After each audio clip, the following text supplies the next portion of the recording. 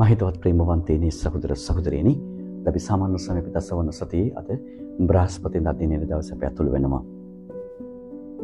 ප්‍රේමවන්තයනි සහෝදර සහෝදරියනි, විශේෂයෙන්ම අද දවසේ අපි අපේ ජීවිතේ අපි කල්පනා කරලා බලන්නට ඕනි. ඒ තමයි වහන්සේ කියනවාද තමන්ගේ ගෝලයන්ට යන්න උපදේශනා කරන්න, ලෙඩුන් සුව කරන්න, ලාතුරු රෝගීන් පවිත්‍ර කරන්න, ඒ වගේම දුෂ්ටාත්මන් දුරු කරන්න කියන ඒ වගකීම මේ අපොස්තලවරුන්ට මනත් මේ ශ්‍රාවකයන්ට වහන්සේ දෙනවා. ඒතර දෙද්දී වහන්සේ අනිත් පැත්තෙන් වහන්සේ සඳහන් කරන්නේ නීතිය පිළිපදින අය, නීතිය හිසේ කොටාගෙන ජීවත් වෙන අය, අධිකරණය සහ නීතිය නියෝගය කියන පැත්තෙන් කල්පනා කරද්දී ශ්‍රාවකයන්ට ආරාධනා කරනවා. නීති රීති තිබෙනවා, නියෝගයන් තිබෙනවා, දේව ආදරය, පූජාසනය, මේවා තමන්ට භාවිතා කරමින් තමන්ගේ ගමන යන්නට තමයි ආරාධනා කරන්නේ.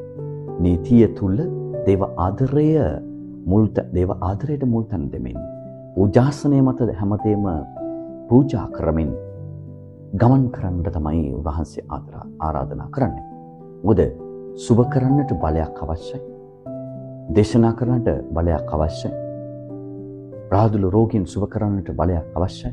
ඒ බලය ලබා ගන්නේ බලාත්කාරකමින් නොවේ, සැබවින්ම ආදරය තුල, දේව ආදරය තුල, දේව අනාවරණය තුල තමයි ඉදී ලබා ගන්නට පුළුවන්.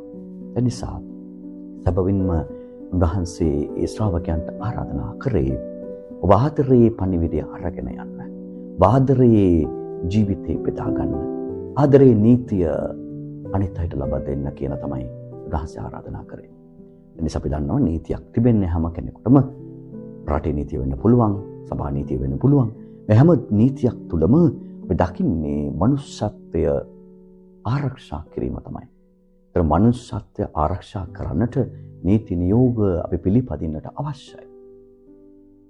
අපි සුබ සිද්ධිය වෙනුවෙන් මේ නීතිය අපි පිළිපදින්නට අවශ්‍ය. නමුත් ඒ නීතිය මොකටද තිබෙන්න කියන එක තමයි වැදගත් වෙන්නේ. මනුෂ්‍යයන් නැත්නම් නීතියකුත් නැහැ.